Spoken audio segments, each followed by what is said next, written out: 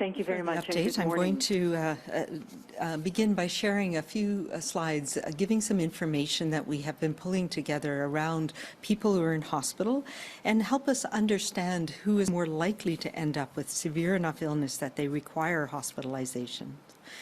We continue to see a decrease and a slowdown in new cases in British Columbia, and as of the last few days, tentatively, a slowing down in hospital admissions. However, they do continue to be high relative to what we have seen throughout this pandemic.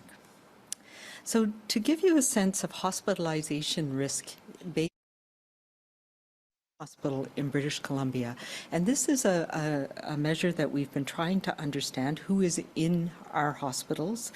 How has it changed during this period, with Omicron being the predominant strain that we're seeing circulating, and who is at risk? And there's a number of reasons for this. One is so that we can provide that extra advice to people about who needs to be tested, who needs to take extra precautions in the community, but also so that we know that it can guide who has access to the treatments that are becoming available here in BC, including Paxlovid, which we received and will be receiving, as well as Sotrovimab, which is a monoclonal antibody that is used for some people as well. So what we did, and kudos to our analysis team, we looked at 606 people who were hospitalized out of a little over 49,000 confirmed COVID-19 cases between December 14th and January 6th. And we analyzed what were the risk factors underlying people's need for admission to hospital. And during this period of time, the hospitalization rate was in confirmed cases during this period was 1.2%. So that is very similar to what we presented in the modeling presentation a week ago, and it shows that it is a dramatic decrease from what we saw with the Delta wave that we were managing between September and October. So what puts someone at risk, greater risk for COVID-19 hospitalization now? And it should be said, this is similar to what we have seen across the entire pandemic. The single most important risk factor for having severe illness with COVID-19 that requires hospitalization is age. And people who are aged 80 and over are 28 times more likely to be hospitalized if they get infected with COVID-19, controlling for every other risk factor. So this is really, really important. Once again, we know that it is our seniors and elders who are most at risk in the community, in long-term care homes, and across the board. And really, we see that major increase after age 70. We also see an increase in risk of hospitalization for people who have immune-compromising conditions, and we have a few of those on here. If you're a transplant recipient, for example, people who have diabetes, respiratory illness, heart conditions, and as we have found out through the studies that have been led by investigators here in BC, that pregnancy is also a risk for having more severe illness and ending up in hospital. On the positive side, we see across the board, again, that vaccination is highly, highly protective, and it reduces your risk by 9 times if you control for all of these other factors to have your booster dose. And that is, that's encouraging. It reminds us that right now, being vaccinated not only reduces your risk of being infected, though it's not 100% for sure, but when you get that third booster dose, it does increase your risk, or decrease your risk of being infected, but dramatically decreases your risk of needing hospitalization. If we look at, we divide things out by risk categories. Oops. And we look at people who have combinations of risk factors that make them at a very high risk. We see that between the period of September and October and December and January, so comparing what was predominantly Delta to now what's predominantly Omicron, that regardless of the risk category, there's a lower rate of hospitalization right now. So that's important. That tells us that even those at very high risk have a much lower hospitalization rate now than what we were seeing in the fall. And this is a combination of factors, including the fact that most people, especially in the very high risk categories, are vaccinated right now. But also it does reflect that Omicron is causing less severe illness in most people. The challenge, of course, that we have is that Omicron is infecting many more people. So this lower hospitalization rate still translates into large numbers of people requiring hospital care, and we're seeing that impact in our hospitals right now. The other thing that we can look at is putting this together by risk, by age group.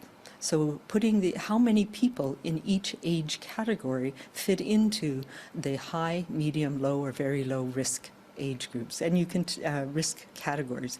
And as you can see, for people under age 20, the vast majority of that population is a very low risk, with a small proportion at about a low risk and an even smaller proportion with a medium risk. But as we go up in age, the proportion of people in that age category who have those higher risk factors for ending up in hospital goes up. So again, it's another way of looking at who are more likely to end up in hospital, regardless of all the important things that we put in place to, like vaccination, and who needs to take extra precautions, be extra careful about what they're doing in the community, about the measures that they're taking as Omicron is spreading widely right now. So putting all this together, it helps us get what we call a heat map, or a whole a way of looking at our risk based on age, based on our sex, because we know that has implications. We know that since the beginning of this pandemic, men with COVID are more likely to be have more severe illness and be admitted to hospital than women for a variety of reasons. But it also helps us break it down by vaccination.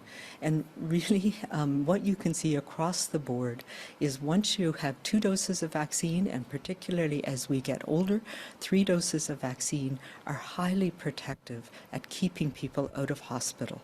And those people right now who are most at risk, who are most likely to end up in hospital if you get infected with COVID, are people who do not have any vaccines. So a combination of things that we are looking at. This supports the information that we provided through the modeling that was done last week, and it really looks at who is in our hospital, who's at risk of ending up in hospital with this wave that we are all going through right now. And that tells us what are the things that we can do and who do we need to focus on to prevent hospitalizations and severe illness, putting this all together. And so I know this is difficult to see on the screen, but it will be available on the BC CDC website, and I encourage people to have a look. If we look at young people who are vaccinated, and even older people who are vaccinated with 3 doses, your risk of having severe enough illness that you need hospitalization is negligible. It's under 1%. So that's important. That's really good news. And even 2 doses reduces your risk substantially. But if you are even younger, and you don't have vaccine on board, your chances of getting more severe illness go up dramatically, particularly if you have any of the underlying at-risk conditions that make it more likely. So this gives us a sense of what is going on in terms of the people who are ending up in hospital right now. As we know, this is a rapidly evolving situation with Omicron, and I know that when public health guidance changes, the changes raise a lot of questions and concerns. We all ask ourselves, with the new or eased restrictions, what does this mean to me and my family, and what do I need to be doing differently as we move through this new and different wave of the pandemic? So I want to spend a little bit of time talking about this. I have talked about some of the changes we have in testing and isolation, but I think we need to go back to the basic principles. The Omicron variant is different, so we have adapted how we manage this situation. While most people now will not need testing for COVID-19, it is important that we all have the information we need about what measures we can take to prevent spread of illness and to manage when we are exposed or get sick ourselves. Even with Omicron spreading, most people being tested for COVID-19 don't have it. Yes, we have our highest test positivity rates ever, and it's in the 20% to 30% range. But that means that 70% of people with symptoms who are being tested don't have COVID-19. So we need to put that in context as well. This change aligns with the evidence-based communicable disease principles that we follow when we manage in public health, when we're managing any respiratory communicable disease. And from the very beginning, contact tracing is a public health intervention that is well suited and applied to some communicable diseases and not others. Disease characteristics that make contact tracing effective are things like having a longer incubation period, because you have to have time to find people after somebody's been tested. Low infectiousness, as we've seen, as with this, with COVID, for example, as it becomes more and more infectious, it's much more challenging to find people with contact tracing. And we also need measures, effective measures that contacts can take to prevent infection for themselves or to others.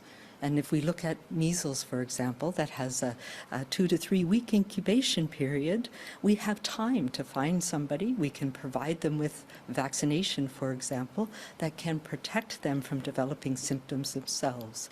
Other diseases are hepatitis, for example, where again, you can provide an intervention that will prevent transmission. These disease characteristics make it possible to identify and reach a high proportion of contacts who can then take measures to protect themselves or others. And early on in this pandemic, even up until the Delta wave, we were able to find most people in that 5 to 7 day incubation period and have them isolate so that they wouldn't be a risk to others.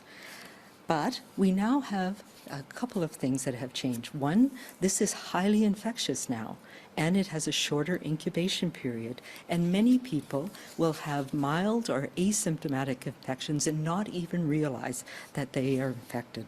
And we have new and better interventions, including vaccines and now some treatments. So with the emergence of these more transmissible variants with shorter incubation periods, COVID-19 is no longer an infection for which contact tracing is an effective intervention. We now need to shift our management and think about the things that we can do across the board to prevent transmission and to prevent ourselves from being exposed. The number one most important one, of course, is vaccination.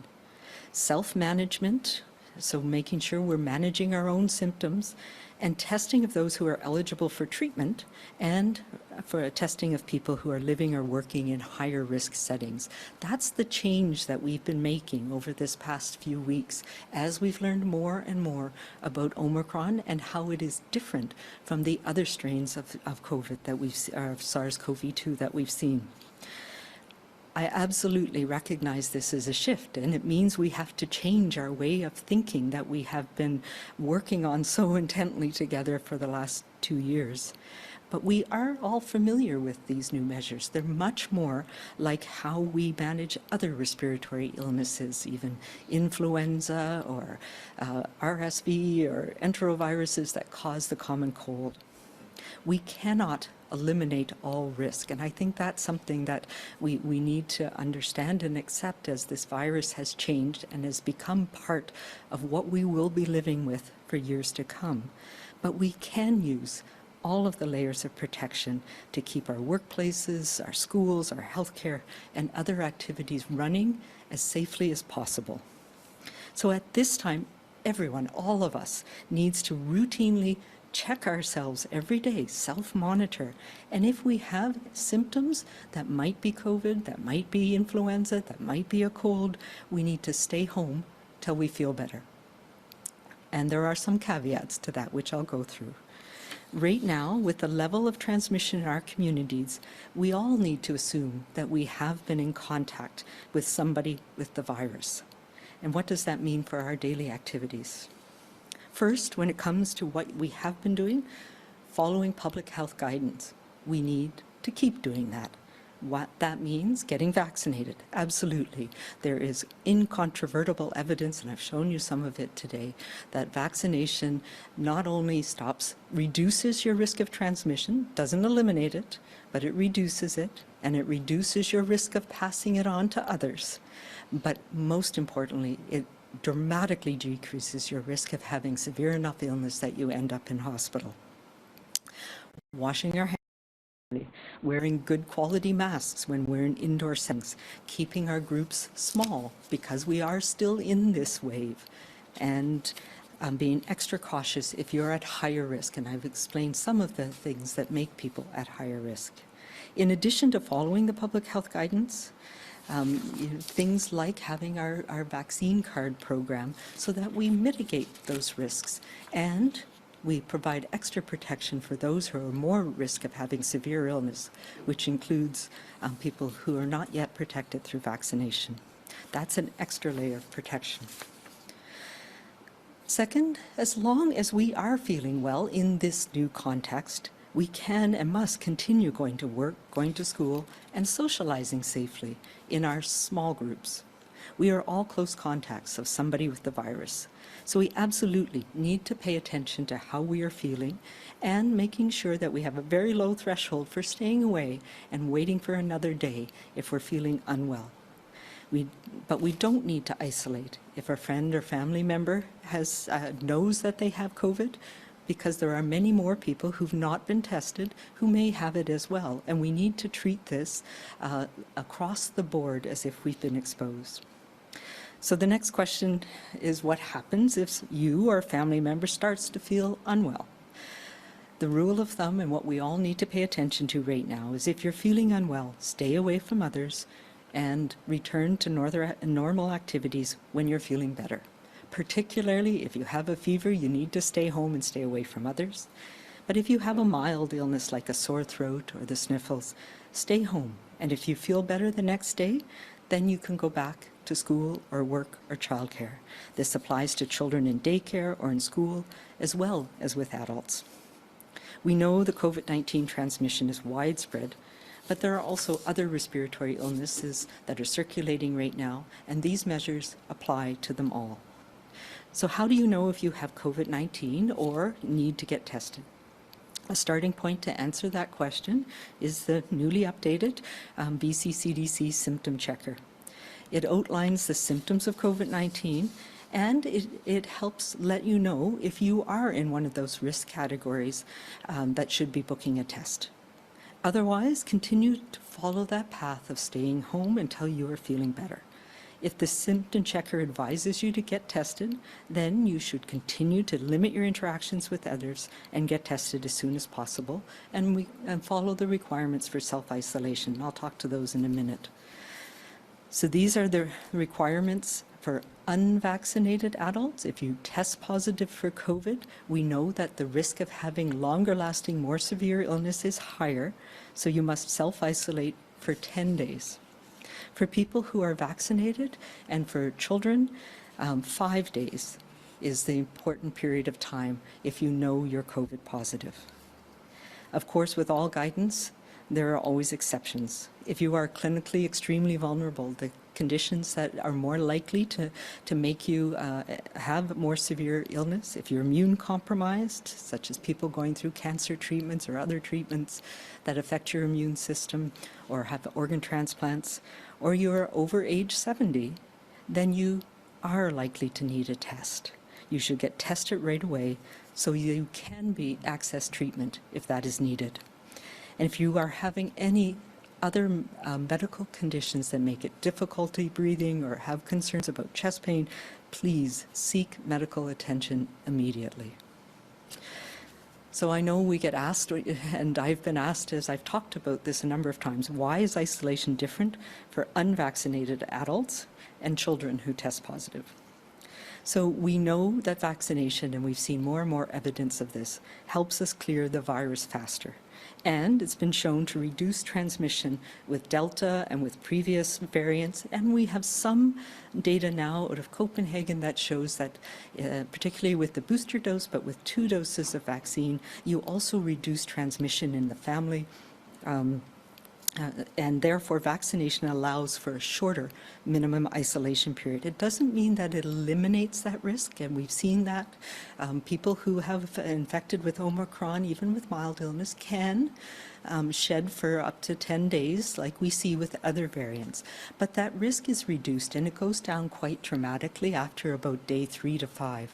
So we are mitigating that risk. That's why we say it's important to continue to do those other things, like wearing a mask when you're around other people, following the COVID safety plans that you have in your workplace, following the plans that are in place in childcare or in schools. Children are a much lower risk of severe illness, thankfully, and that's one of the bright lights in this pandemic. And there is increasing evidence that the social isolation can impact children's development by limiting their opportunities for interaction with others, and a shorter isolation period enables us to have that other important getting back to societal function by allowing parents and caregivers to return to work, including essential workers.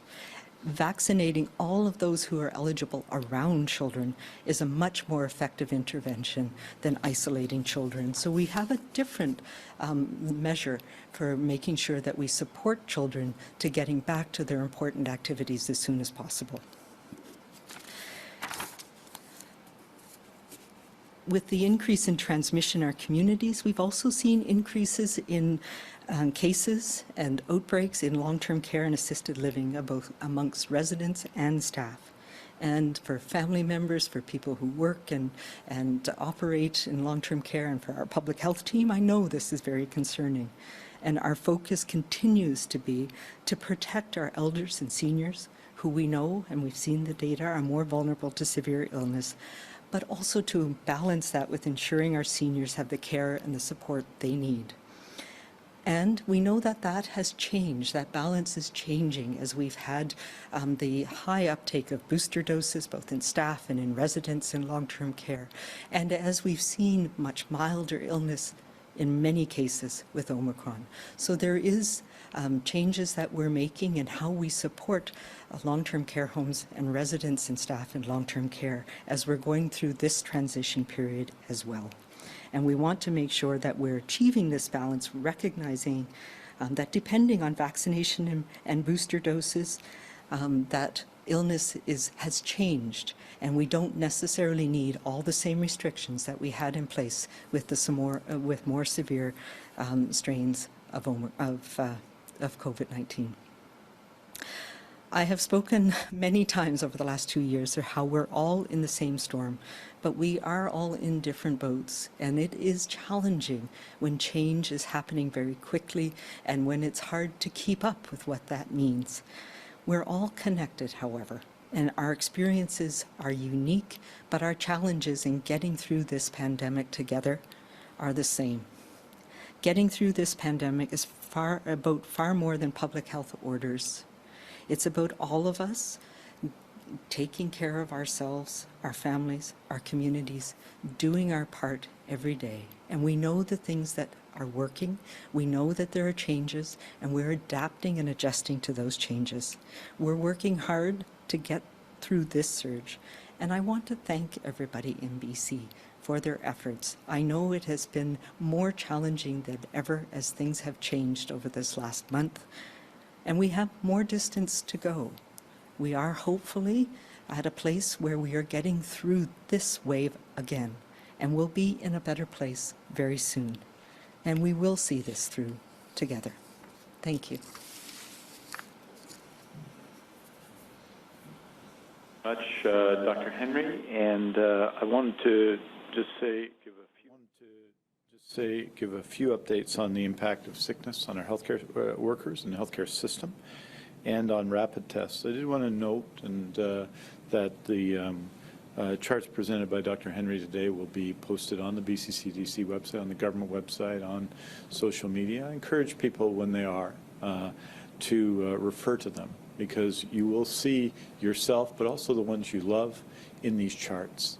And just as an example, I can see myself in these charts, and I'll just explain to you what vaccination means for me in the present context and people in my circumstances. I'm in my 50s and I have type 1 diabetes. And if you look at this chart, it tells you that compared to being, if I were unvaccinated, my risk of hospitalization is a staggering 8 times higher than my current circumstance, which is I've been triple vaxxed. I've received 3 vaccinations. And the booster dose, without the booster dose, my risk of hospitalization would be twice as high. And this is true for people in high-risk categories. And I want to make this point to everyone. We emphasize at every stage of our vaccination program this issue of risk. Older people got vaccinated before younger people. Those who are clinically vulnerable, such as myself in this case, got vaccinated somewhat before those who weren't. And that has been true in the booster dose campaign. That has been the emphasis of that campaign, such that of those eligible over 70, about 85% of people have now been vaccinated. Of those who are clinically vulnerable in groups 1 and 2, that's not me, but groups 1 and 2, they're about 85% vaccinated. But it does mean that in those categories, people who have been twice vaccinated, but there are tens of thousands of people still in BC who've been invited to be vaccinated, who are clinically vulnerable, who are over 70 or over 65 or over 60 with higher levels of risk, who have not yet booked their appointments. And I encourage you to do so today. Received your invitation, you haven't booked your appointments in those cases, and this chart, read this chart, and then book your vaccination today. And for whatever reason, if you're one of the people in the categories, and it's a smaller group, because 93% of those over 70 received their first dose and 91% have received their second dose. But if you're in that 7%, or if you're in that 9% who hasn't been vaccinated, get vaccinated today. And if you are looking for a first and second dose, in general, you should be able to do that through this weekend. So I suggest to everybody that they take this information about themselves, but also about the ones they love, and act accordingly, which is following public health guidance, following public health orders, protecting one another in what is a difficult time and a difficult storm, and protecting our healthcare workers and healthcare systems. I just wanted to update you with respect to rapid tests and where we are today and how that's changed in the last 3 days. At the end of day yesterday, BC had received 5,958,820 rapid tests to date, and deployed 3,860,064 of these tests to key strategic areas. Of the 5.9 million tests received, more than 1,099,000 were received over the last 4 days. That's since Monday, January 17th. That leaves a current inventory of 2,098,000 tests, including the million we just received. 558,000 of the current inventory are not suitable for deployment, for takeaway or personal use. They require special equipment, administration by trained healthcare professionals, etc. They can't be broken down. So those are going to be continued to be used by medical health officers to manage clusters and outbreaks. That leaves 1,539,820 tests that are suitable for self-administered use. This week we will be delivering and allocating those tests as follows: 150,000 to replenish supply at acute healthcare facilities for testing of symptomatic healthcare workers, 192,400 for repackaging and distribution to testing sites across BC to replenish their supply, and I received some questions about that yesterday. 115,000 more tests are being prepared to support testing in the K-12 education sector. This is a total to date of 345,000. 236,998 more tests for use by businesses and organizations as part of the point-of-care screening program. And long-term care and assisted living sites will continue to receive additional inventory to replenish their supply. The remainder and new supply arriving in the next few days will be allocated in the days ahead to long-term care, acute care hospitals for staff, testing sites, businesses, K-12, and post-secondary. And just to put it in context, because we have a lot of talk about numbers all the time, that we expect to receive, and this is information from the federal government, between now and the middle of February, 15,719,920 tests. I wanted to also take the opportunity to update you on the impact of illness on healthcare workers and our healthcare system. I want to again express my thanks to healthcare workers, to our incredible teams of healthcare professionals in public health across the province who are working tirelessly day and night to get us through the pandemic. Health authorities have closely monitored sickness levels across health services, especially in hospitals, long-term care, and home support. So I want to bring you some up-to-date numbers, which show, I would say, an improving situation, but one that is still a significant challenge. From January 17th, the 3 days from January 17th through 19th, at least 7,952 workers called in sick. This includes 1,601 in Vancouver Coastal, 2,325 in Fraser Health, 1,919 in Interior Health, 1,947 in Island Health, 948 in Northern Health, 1,096 in the Provincial Health Services Authority, and 441 in Province Healthcare. Just to be clear, this is not all COVID-19. Illness could be due to COVID-19 or something else. We continue to have mitigation plans in place to deliver the healthcare British Columbians need, while also keeping our communities as safe and healthy as we can. Just to put it in context, and when I talk about an improving situation, if you look at the period from January 10th to 12th, which I reported at last Friday's regular briefing, there were 11,010 healthcare workers sick in that period from January 10th to 12th. The equivalent period, again, no statutory holidays involved here, January 17th to 19th, that number is 7,952, which is significantly less, about a quarter less, a little over a quarter less than it was, which is a significant reduction, although significantly above as well what is expected in normal times. I'm committed, we're committed to restoring all services that have been interrupted in the weeks to come. Just want to give you an update on some of those services so you know where we are. Since the announcements, the information bulletins, and the briefings from Health Authority CEOs on Tuesday, a number of changes have occurred. As you've seen from the daily information, critical care demand in Fraser Health has increased.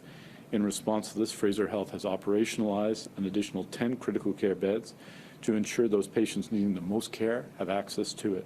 Staff have been redeployed to support this, but there have been no further service reductions in Fraser Health. Next week, Island Health is resuming some non-urgent and ambulatory care at community hospitals in the region. In Invermere, which we reported on Tuesday, in Interior Health, inpatient services will remain open. Previously, there was a plan to stabilize those services to support the emergency department.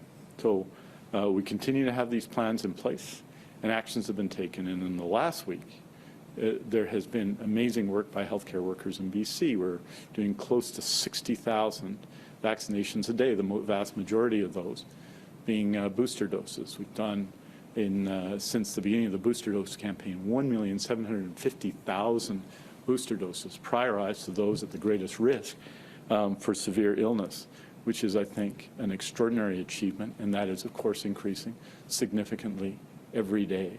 We're deploying more rapid tests than ever before. Our healthcare workers are treating more patients in our hospitals. 9,400 was the patient census across acute care yesterday. In short, there is an enormous amount to be proud of in our healthcare system, and it's our absolute intention to restore all services as soon as possible, the services that we are delaying currently to support core services to our healthcare system. That will happen. And in the meantime, the best thing all of us can do is get vaccinated. Get your first shot, get your second shot, get your booster shot as soon as you're eligible. The vaccine remains our best defense. The evidence today shows that again, as every piece of evidence has shown it from the beginning of the pandemic. It saves lives every day, these vaccines. Earlier this week, I reported on non-urgent scheduled surgeries that have been postponed because of COVID. It's a significant number, and the postponements have a significant effect on all those whose surgeries aren't occurring as planned right now. To those patients and to their families and friends who provide them with comfort, care, and support, I would hope that as they go into this weekend, they know this: because this is also the reality of our patients, of our pandemic. Patients whose surgeries are postponed are never forgotten. Patients whose surgeries are postponed will receive a call to rebook their surgeries.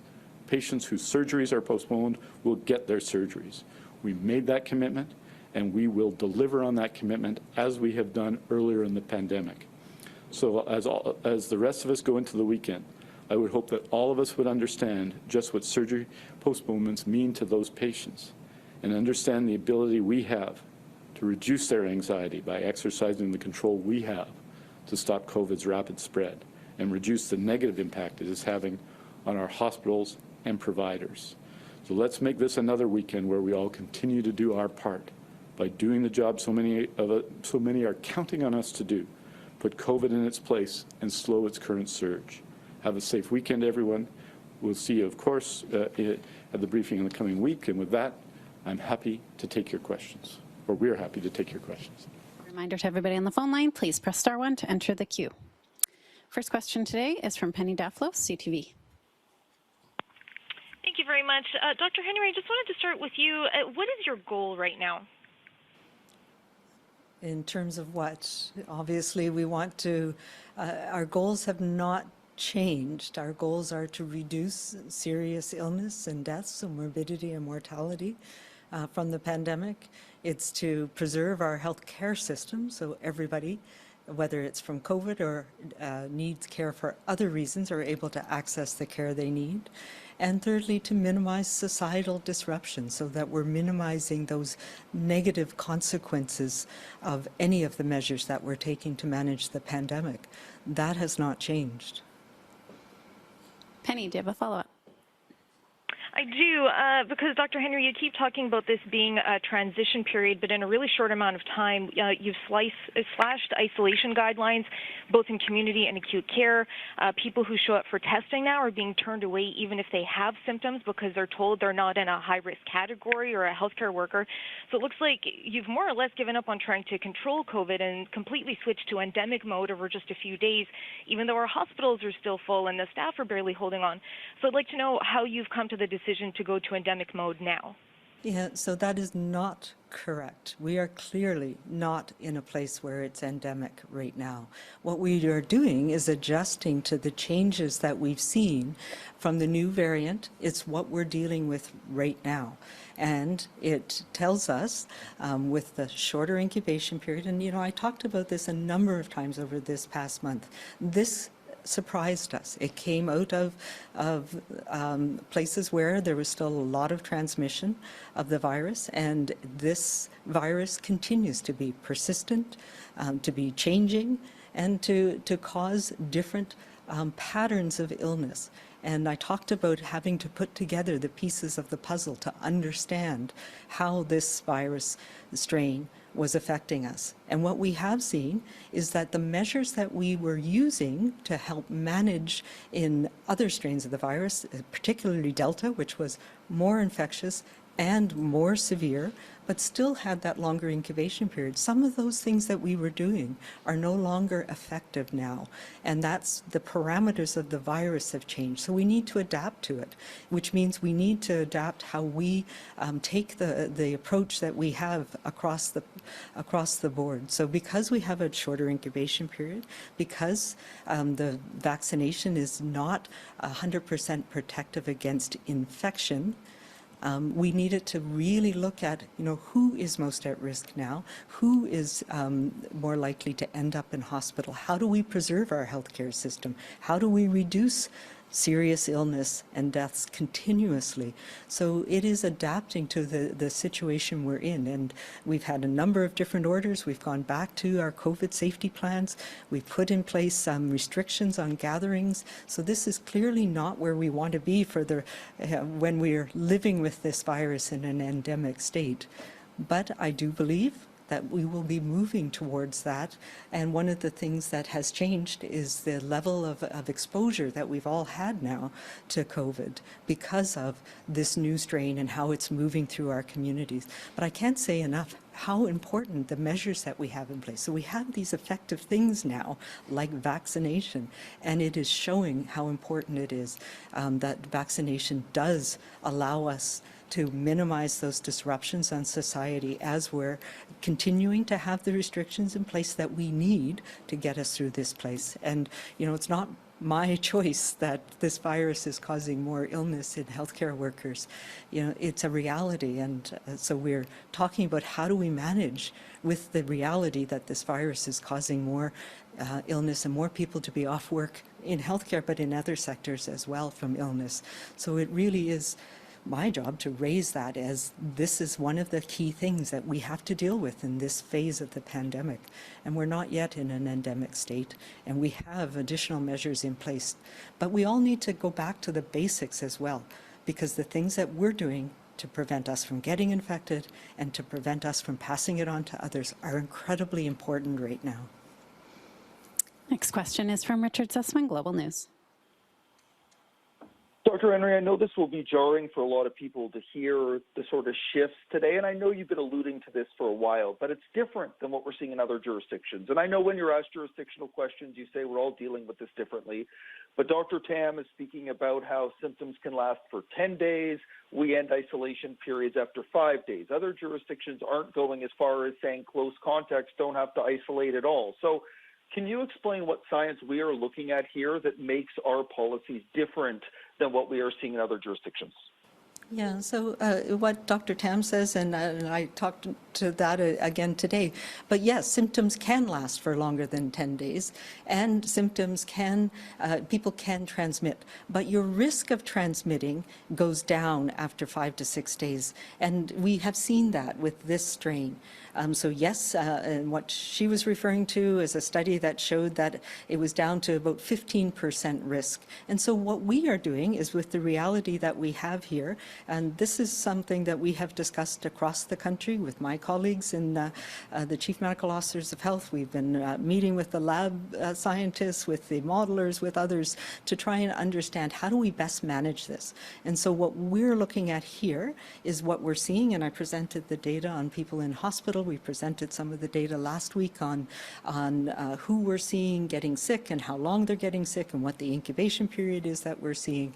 So we're trying to mitigate that risk of causing more harm by healthcare workers not being in at work at a period of time when they're fully vaccinated and having mild illness that's not lasting very long. So we have to balance those things and deal with what we have here. And I will say that there is consistency across most of what we're doing across the country.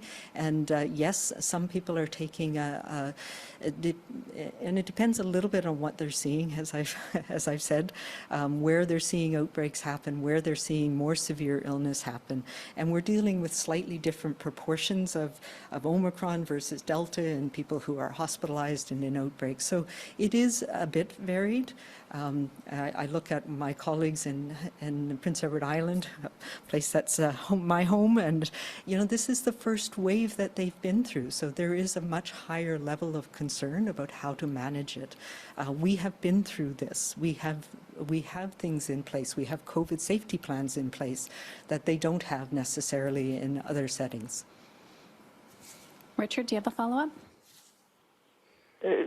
Dr. Henry, you mentioned long-term care there as well. I think a lot with loved ones in the facility are hoping for and waiting for new updated guidelines around visitation. You know, when should we expect to see those new guidelines around long-term care? And just briefly, can you speak to me about what happened at the BC CDC this week and why on Tuesday they updated guidelines saying unvaccinated people could only have to isolate for 5 days, then on Wednesday it went back to 10 days? Yeah, these were ongoing discussions that we were having. And I just mentioned this in my last discussion. These are moving targets as we're learning more, and it was a misunderstanding. And when I recognized that that was posted, and we changed it. I think our challenge was we changed it without letting people know that it was a mistake in the posting in the first place. These are things that are changing really rapidly, and to be frank, my staff are tired. We've been working on this for a long time, and we are also being affected by the fact that lots of people are off sick right now. So it was a administrative challenge and an error on our part that we corrected as soon as we did, and it's my responsibility to communicate that better, and I'll do that in the future. Next question is from Cole Schisler, Black Press. Hi there. Dr. Bonnie Henry, at your last press conference, you said there's a narrative that Omicron is mild and cautioned that 1 in 10 people have symptoms for 12 weeks or longer. But you've said numerous times, even today, that Omicron is milder for most people. So is it a narrative or is it a scientific fact? And do you take any responsibility for that narrative given your past statements and policy changes based on Omicron being milder? Yeah, so I think I have tried to expunge the word mild from my lexicon because it means different things to different people. So I was trying to make the point, and there is a narrative that I don't believe I've tried not to contribute to, that we should just abandon all restrictions. We should not be doing anything. We should just let it go because it's mild and who cares? And so I do not subscribe to that narrative. And I think it's important to recognize, and we showed that again today, that there are some people who are at higher risk, and we all have a responsibility to try and minimize our risk to them by doing the things that help protect us and protect others. So it really, I guess, I'm trying to find that balance of saying, yes, it is not causing as much severe illness, particularly in people who are vaccinated. So that's the really important thing. And a lot of people who, particularly if you've had your third dose, younger people are not having severe enough illness to end up in hospital, but it is not an innocuous illness. It is making people feel very unwell, some of them for a longer period of time. So I'm trying to find the balance between that. Over to you, Minister Dix. Just to say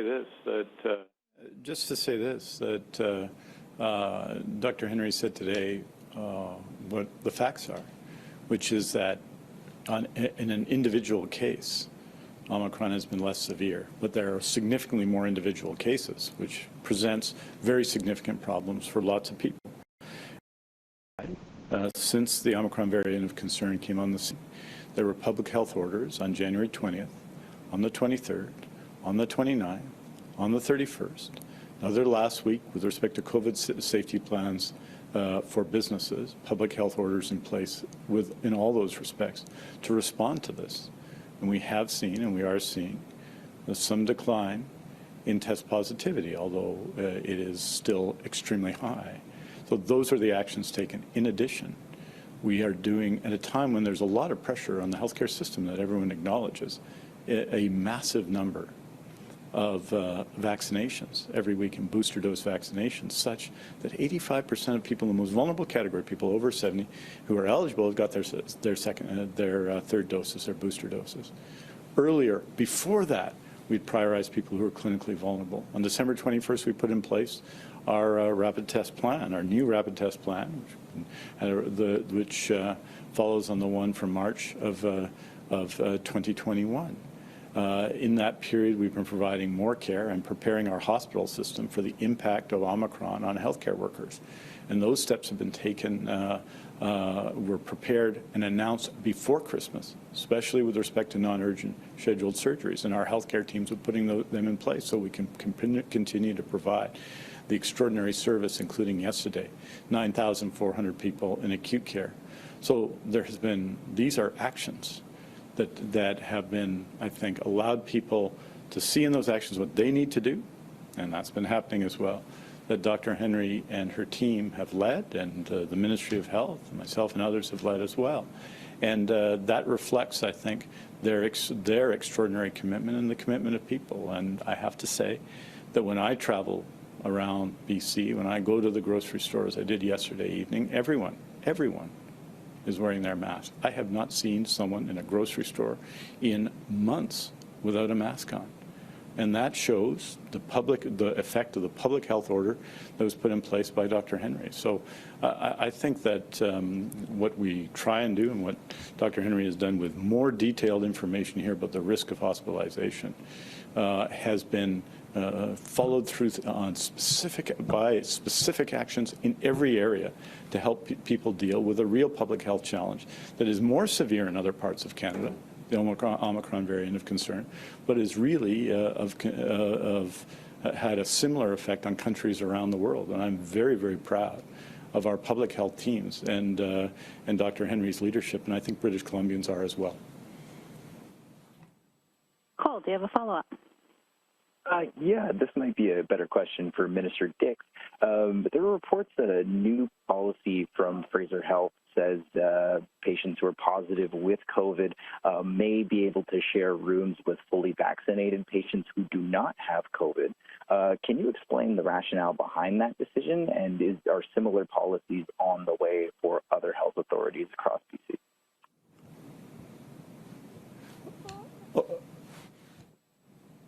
Is about maximizing our ability to provide care to people. So as we have presented, and again today, but primarily last week, we've been looking at how many people are admitted to hospital where their test on admission is positive. So it's an incidental finding. It's not the reason for being in hospital, and they don't have respiratory illness related to COVID.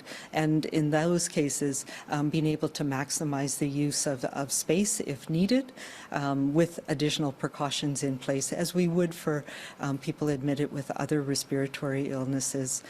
So that is an infection prevention and control team decision made at a hospital by hospital, and actually room by room and ward by ward basis, depending on the needs in that facility. Oh, over to you, Minister. Dr. Henry made this point. Last week, as did I, that the challenge of having more people in hospital is the challenge of cohorting everybody is much more difficult. And so that's why we have on-site infection control teams taking charge of the situation. We had yesterday 891 people, according to the information we provided in the update yesterday, 891 hospitalized positive for COVID-19 yesterday in that announcement, our hospitalization announcement. The record, the pre-Omicron record, was in the 500s. There were more than 500 people in hospital in the Fraser Health Authority, and so they are managing that, led by infection control teams, and doing a good job. And it's a real challenge, though, and it has affected healthcare systems as well. There's obviously, for example, as I say, 2,325 employees with sick hours in Fraser Health from January 17th to 19th.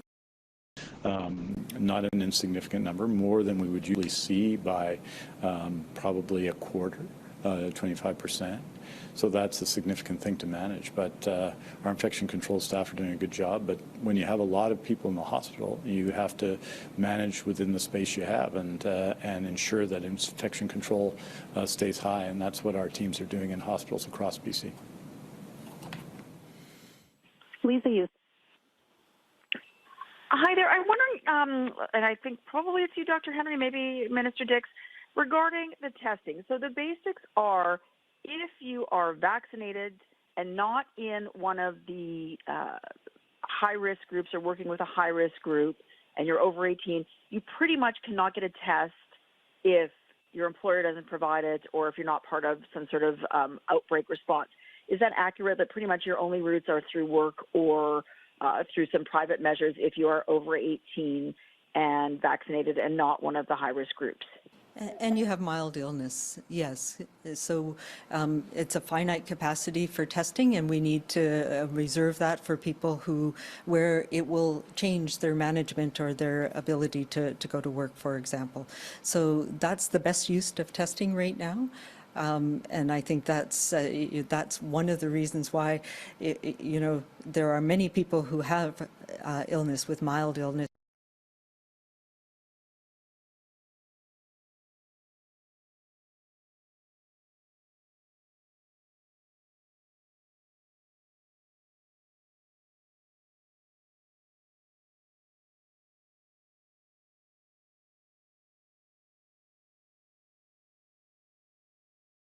don't have this positive test, they're not going to have access to that treatment. And then I guess sort of it goes a little bit to if people ever need to leave the country and they've tested positive, they're not going to test going out, which I know is, less a priority. But what does this mean for people who may need a positive test for other steps, particularly long COVID treatment down the road? Yeah, so we are working with the clinics that we have around long COVID, and there are other ways of determining if somebody has been infected post hoc. So we can do antibody testing. It's not widely available, but it is a way of determining if somebody has had an infection with COVID-19. So that's not a prerequisite to getting treatment for ongoing symptoms that may be related to COVID at all. So I would not be concerned about that. And we are, of course, it's particularly, we are seeing that there's less risk. And of course, we're still collecting data on that. But if you're vaccinated and have milder illness, the risk of developing long COVID goes down quite dramatically as well. At previous, in the Delta wave, we saw that 2 doses of vaccine reduced the risk of long COVID if you did get infected by over 50%. And we have no reason to think it would be any less than that with Omicron. So these are the factors that we need to think about. In terms of travel, many countries are getting rid of that window that they are allowing people to say, I had a recent infection and I prove it with a PCR test. Those are optional things for people, and there are private ways that they can get a PCR test if it's required for travel, but it's not part of the publicly funded system. Next question is from Lisa Cordasco, Vancouver Sun. Thank you. Good morning. What direction or guidance is being given to long-term care homes about visits when they run out of rapid tests for those essential visitors?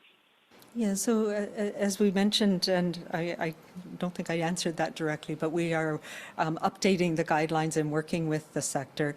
But really, it's a triaging. So yes, if they run out of rapid tests, those regular visitors who were tested the day before can be allowed in with a symptom screening. So we will not be denying people those important visits because of a lack of access of rapid tests. We'll do the symptom screening, making sure that we have that people are prioritized and making sure that we can use the rapid test for the people that we have more who are newer visits. And if there's none at all, then going back to what we have been using all along, which is the screening for symptoms. Follow-up, Lisa? Yes, thank you. What is the plan for allocating more rapid tests to long-term care homes beyond the original 200,000 that was announced and we were told were already deployed? Is there a plan to allocate, what are the numbers for allocating any rapid tests in the future to long-term care homes? And also, as I understand it, there are no actual specific allocations to assisted living sites at the moment. Yeah, so both of those are being addressed, and I'll turn it over to Minister Dix. Minister? We're receiving between now and the middle of February 15 million rapid tests. Rapid tests are being allocated to long-term care homes around BC.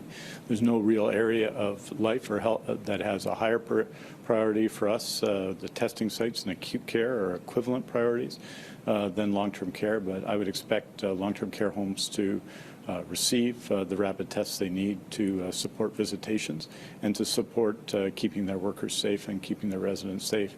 The challenge in long-term care, and you see it from the numbers on hospitalizations, is in general, the people who are in long-term care are either over 80 or at least over 70 and have 3 or more conditions. So if you look at the chart, you see that the risk is very high for all those in long-term care, and is why measures have been in place and continue to be put in place to keep people safe, including that everyone requires double vaccination to visit. It requires rapid testing, and those rapid tests will be available. It requires infection control supports that have been put in place. Thousands of people have been hired to support those efforts. So it's really challenging right now because the Omicron variant of concern is everywhere, as we've seen in BC with these very high case counts, and that includes people who work in long-term care and others who are essential visitors. So we're going to continue to take strong action to protect long-term care. There are many where there's co-location of assisted living and the campus of care and long-term care, and rapid tests are available for those settings. And we, as more shipments come in, assisted living will have access as well. Next question is from Victor Kaiser, Radio NL. Good morning, Dr. Henry and Minister Dix. I'm going to shift this a little bit. I've been following the story, of course, about service reductions in interior health. I guess the question's for the minister because of these Omicron staffing challenges, most notably in Barrier, but also Ashcroft, Clearwater, and other places like Kamloops. Local mayors tell me they were not told about the changes, Minister. And, despite being in meetings with interior health, that morning, right, when things were announced, they found out about it in a press release. In your mind, is that acceptable? And I guess also, is it acceptable for us to close an entire healthcare facility like Barrier and redirect people to RIH, which you've said yourself has been in crisis for weeks and months? Just to understand what happened, Interior Health presented its plan, its surge plan, on paper at the time of the briefing. There was a meeting with Interior Health mayors that everyone was invited to at 3 o'clock, I believe, that day. And a briefing was given by Susan Brown, the President and CEO of Interior Health. I was on the call, and Dr. Henry was on the call. And as you know, because you cover these issues, there's been challenges throughout the last month in Clearwater and Ashcroft, and the idea was to support the emergency department by reducing inpatient services to maintain stability of care for urgent and emergent care, and that's what they're doing. And our plan and our intention is to restore that care, but we should acknowledge the very high test positivity in Interior Health and the real healthcare challenges there. The difference in some ways between Interior Health and the Metro Vancouver Health Authority is that even though there are, of course, many, many more people in Metro Vancouver, that the facilities are physically closer together and there's a greater ability to support them. That's been a challenge in smaller towns. But as we're only going to do this if we need to do it to protect and support patient care. In Invermere, for example, the plan had been to do just that, and it's been decided by Interior Health they don't need to do that. And as the number of healthcare workers off sick has actually reduced this week, including in Interior Health against last week, that situation will get better. But these are plans put in place because of the necessities of the Omicron variant of concern. It's Interior Health acting proactively, and they have done, to protect the healthcare system there. It's a very significant challenge in Interior Health, probably greater right now than any of the other health authorities, and I think our teams are doing a good job. But no one wants to see any service even temporarily closed, and that's why it's our intention and our ask is for everyone to follow public health guidance and orders, and that we need to take these steps to support the system and support care in the system, and that's what they're doing. So I think I don't know with respect to the complaints. I'm happy to talk to the mayors, but I can tell you that the information bulletin went out, I believe, at 3 o'clock. The briefing happened at 3 o'clock. The conference happened, I believe, at 1:30. And so, questions, and we answered questions from mayors across Interior Health between 3 and 4. And Susan Brown, who's our CEO in Interior Health, has been working day and night to support communities and support services in Kamloops and everywhere else. With respect to Barrier, it is unfortunate, but the intention is to ensure that we bring our staff together to provide the care that's necessary. And it's our hope to reopen there as soon as possible. Victor, do you have I guess go back to some of the changes, I guess, in policies and testing and what have you. The message has been stay home if you're sick, right? I mean, that's I guess all fine and what have you. But what would people do if they only have those 5 paid sick days, brought in by the government? Because I know of a couple who've told me they've used 3 or 4 such days. Here we are now on January 21st. And, they've got most of the year still to go, and they're worried that they're either going to be forced back to work when they need to stay home, or if they choose to stay home, they're not getting paid, and then we know they have trouble perhaps making rent and what have you. So what do people in that boat do when they don't have those paid sick days and they're running out? I think I'll defer to the minister around that. Go ahead. I think I'll defer to the minister around that. Go ahead, Minister. Well, Victor, you make the point that we do, as of January 1st, have 5 paid sick days in BC, which is 5 more than other Canadian provincial jurisdictions, and that's important. And that doesn't mean it's easy or that when people get sick, they don't face real challenges, but it's important that we have those sick days in place now. I think people in BC overwhelmingly support them. They support public health efforts to manage the COVID-19 pandemic. And yes, it's a significant challenge in many sectors. Obviously, people have largely unionized sectors, and others people have a higher level of sick day protection. But 5 days is a significant improvement, but this recognizes, everybody recognizes the challenges workers face, not just now, not just in the COVID-19 pandemic, but in general, in dealing with sickness. It's why it's also so important that we keep public services open, and why the fact that BC has kept schools open has been so helpful to families and to children throughout this pandemic period, and that hasn't been the case everywhere else. So I recognize the challenge. I empathize with that. That's why we put our province-wide sick day plan into place, and this illustrates the importance of that plan. And you may be making the case that there should be more days. And I hear that concern that's been expressed by many as well. But 5 days is an excellent start in protecting workers. We have time for one. Good morning, and answers please both in English and French. The West Vancouver School District wants vaccine clinics for children to be set up in schools. Will you consider that in that district and other districts, given the relatively low rate of vaccination in children 5 to 11 in BC? Absolutely, and I know Vancouver Coastal is working with each of the school districts, every school, as are the health authorities around the province. And in some areas, some schools in particular, it has been done and it will be done again. But those are decisions made on a school-by-school basis with the local MHO. Go ahead, Minister. En français que ce sont des décisions faites en consultation avec la Régie de santé et le conseil scolaire.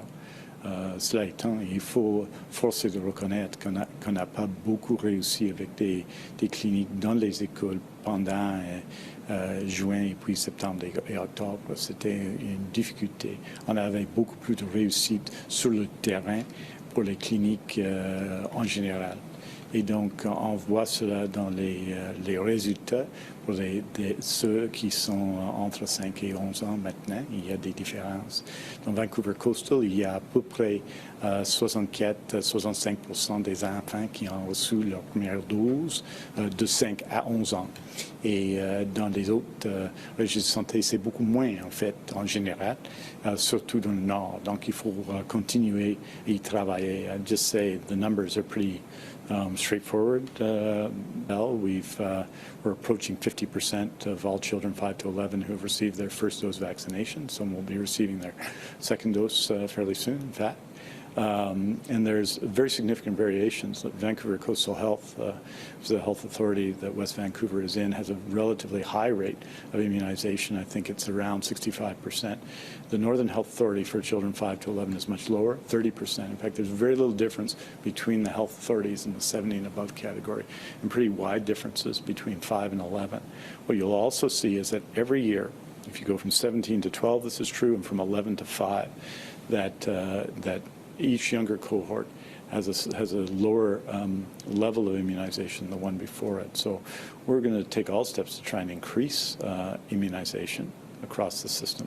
But as Dr. Henry said, and we have a lot of experience with this, with those 12 to 17 now, the most effective clinics for us with children 5 to 11 and 12 to 17 have been community clinics so far. And often when we've gone into schools, it's led to a somewhat slow response, but also has brought challenges to some of those schools. So we're, and not fantastic results in terms of immunization, but we're learning every day, and there's going to be cases where there's schools, and certainly that's true in places approaches in remote and rural areas of BC, excuse me, remote and rural areas of BC, where we're doing olive community approaches, and those olive community approaches tend to take place in the schools. Belle, do you have a follow-up? It's like you're preparing British Columbians for the long haul, how we're going to live with COVID-19 for the long term. That's pretty bleak news for those who are clinically extremely vulnerable. What's your message to those people today? And English and French, please. Yeah, so I do think, I don't think that this is how we're going to live with it in the long term, but it is what we need to do to get us through this part. And it tells us a couple of things. One is the importance of vaccination. We've seen that this booster dose makes a tremendous difference, even for those who are clinically extremely vulnerable and people who are older age. And, we maintained that interval, that 6-month interval, because we have ongoing evidence and increasing evidence that gives us longer lasting protection. So that is going to help for whatever comes next, because there will be something next.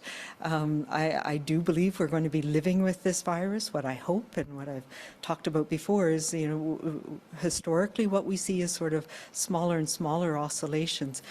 But it is a reality that people who don't have as strong an immune system will still be at risk of having some more severe illness. And we see that with other respiratory viruses that cause infections as well, influenza being classic. And it is people who are older, people who have immune compromising conditions, and the very young who tend to be most at risk. And I expect that is likely to continue for some time. I hope, but hope is not a strategy, but I do hope that we will end up with another coronavirus that causes mostly mild illness. But it may be that people who are in that older age group or people who have immune compromising conditions will need to get periodic boosters. And it may be that most of us who've now had the 3 doses won't need to have periodic boosters. So those are the things that we don't yet know, but those are possibilities that we need to start thinking about now. And it has been trying to balance the best protection that we can get for the longer term and dealing with what we're dealing with right now that has led to the decisions that we've made around many of the things that are happening right now. So in that sense, you are right that we're preparing for how do we live with this when we no longer need to have those restrictions that we have in place now. And I do think we will get through this wave, and because of the amount of transmission we've seen and the amount of immunity that we've developed from vaccination and from the transmission of Omicron, that we're probably going to have a much more gentle summer than we've had for the last 2 summers. So that will be good, and then we'll have to prepare ourselves to whatever comes next in the fall. Over to you, Minister.